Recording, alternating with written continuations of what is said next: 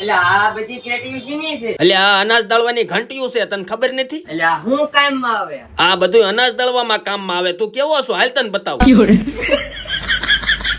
આ જો દરવાજો આમ ખુલે, ઘઉં દળવીને એટલે આમાં લોટ આવે. અને આ જો 6 પાયાનું તો કટર આવે. હવે આમાં જો ને અહીંયા ઘઉં નાખવાના આવે ત્યારે લોટ બનીને અહીંયા નીકળે. એટલે આ પતરા શીના છે આ?